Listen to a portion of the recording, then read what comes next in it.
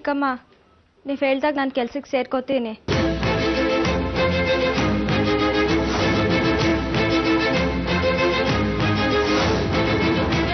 ದೇವಿ, ಒಳ್ಳೆ ಕೆಲಸ ಮಾಡ್ದೆ ಕಣೆ. ನಿನ್ ಬಾಯಿಗೆ ಸಕ್ಕರೆ ಹಾಕ್ತೀನಿ. ಚಿಕ್ಕ ಬಾಯಲ್ಲಿ ದೊಡ್ಡ ಮಾತು. ಕೆಲ್ಸಕ್ಕೆ ಸೇರುವಂಥದ್ದು ಏನಾಗಿದೆ ಈಗ? ನೀನಿನ್ನು 10ನೇ ಕ್ಲಾಸ್ ದೇವಿ. ಮೊದಲು ಓದ್ ಮುಗ್ಸೆ, ಕೆಲ್ಸಕ್ಕೆ ಯಾವಾಗ ಬೇಕಾದ್ರೂ ಹೋಗ್ಬೋದು. ನಂತರ ಆಗ್ಬೇಡ ನೀನು. ನನಗೂ ಅದೇ ಅನ್ನಿಸ್ತು ಕಣೋ.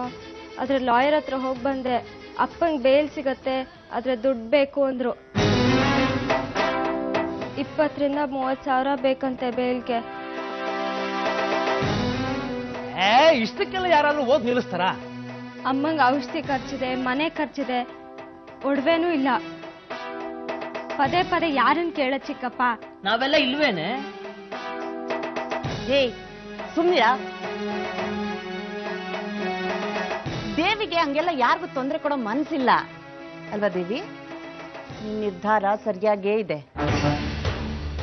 ಯಾಕಮ್ಮ ಹಠ ಮಾಡ್ತೀಯಾ? ನೀನ್ ಕೆಲ್ಸಕ್ಕೆ ಹೋಗೋದು ನನಗೆ ಇಷ್ಟ ಇಲ್ಲ ಕಂದ. ನೀನ್ ಕೆಲ್ಸಕ್ಕೆ ಹೋಗಿ ಕಷ್ಟಪಡೋದು ನನಗೂ ಇಷ್ಟ ಇಲ್ಲ ಅಮ್ಮ. ನೀನೇ ಹೇಳ್ತಿದ್ದೆ ನಾವು ಪರಿಸ್ಥಿತಿಗೆ ತಕ್ಕಂತೆ ಹೊಂದ್ಕೊಂಡು ಹೋಗೋದನ್ನ ಕಲಿಬೇಕು ಅಂತ.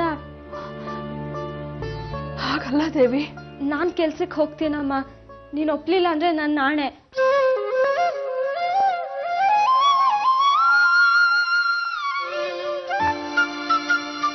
ಬಂದ್ಬಿಡ್ತಾ ನನ್ ಮೇಲೆ ಪ್ರೀತಿ? ಪ್ರೀತಿನೂ ಬರ್ಲಿಲ್ಲ, ಕೋತಿನೂ ಬರ್ಲಿಲ್ಲ. ಹೊಟ್ಟೆಗೇನಾದ್ರೂ ಬೇಕಲ್ವಾ? ಬಾ ಸಿಟಿಗೆ ಹೋಗೋಣ. ಓ ಬಿರಾಯ್ ಹೋಟ್ಲಲ್ಲಿ ಊಟ ಕೊಡಿಸ್ತೀನಿ. ಅಪ್ಪ ಇದ್ದಿದ್ರೆ ಅವರೇ ಕರ್ಕೊಂಡು ಹೋಗ್ತಿದ್ರು ಅಲ್ಲಿಗೆ. ಆದ್ರೆ ಈಗ ಪರಿಸ್ಥಿತಿ ನಾನೇ ಅವ್ರನ್ನ ನೋಡ್ಕೊಳ್ಳೋ ತರ ಆಗಿದೆ. ಅಂದ್ರೆ ನಾನು ಕೆಲ್ಸಕ್ಕೆ ಸೇರ್ಕೊಂಡಿದ್ದೀನಿ ನಿಮ್ ಡಿಪೋ ಅಲ್ಲಿ ಕ್ಲರ್ಕ್ ಆಗಿ. ಅಮ್ಮನ್ನ ಗುಣ ಮಾಡ್ಬೇಕು, ಅಪ್ಪನ ಬೇಲ್ ಮೇಲೆ ಬಿಡಿಸ್ಕೊಂಡ್ ಬರ್ಬೇಕು. ದುಡ್ಡು ಬೇಕಲ್ವಾ, ಅದಕ್ಕೆ. ನಾನೇನ್ ಸತ್ತೋಗಿದ್ನ? ನೀನ್ ಕೆಲಸ ಮಾಡ್ತೀಯ ಅಂದ್ರೆ ನನಗ್ ಬೇಜಾರಾಗುತ್ತೆ. ಎಷ್ಟು ಬೇಕೋ ಕೇಳು. ಬೇಡ, ದಾರಿ ಬಿಡು. ಕೆಲ್ಸಕ್ಕೆ ಟೈಮ್ ಆಯ್ತು, ತೊಂದರೆ ಮಾಡ್ಬೇಡ. ಕ್ಲರ್ಕ್ ಕೆಲ್ಸಕ್ಕೆ ನಿನ್ ಮಗಳಂತ ಸೇರಿಸ್ಬೇಕಾಗಿತ್ತು. ದೇವಿನ ಯಾಕೋ ಸೇರಿಸ್ತೆ? ಏನೋ ಕಷ್ಟ ಅಂತೆ, ಸಹಾಯ ಆಗ್ಲಿ ಅಂತ ಅಪ್ಪಾಜಿನೇ ಹೇಳಿದ್ರು. ಸುಳ್ಳು ಹೇಳ್ಬೇಡಿ ಎಲ್ರು.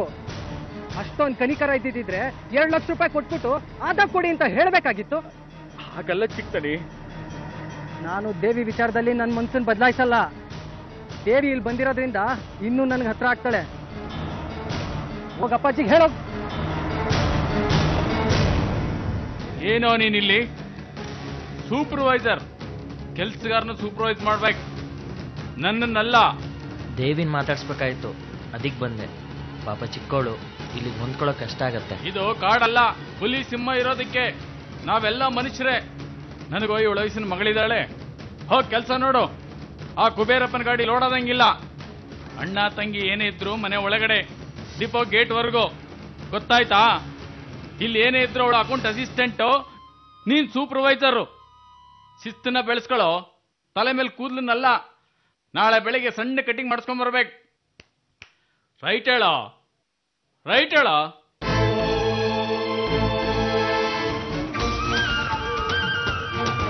ಅಮ್ಮ, ಈ ಮಾತಾಡ ಕೆಟ್ಟವನಂತ ಗೊತ್ತು, ಆದ್ರೆ ಪರಿಸ್ಥಿತಿ ದೀಪ ಹಚ್ಚಿಸ್ತಿದೆ. ಕ್ಷಮಿಸಮ್ಮ.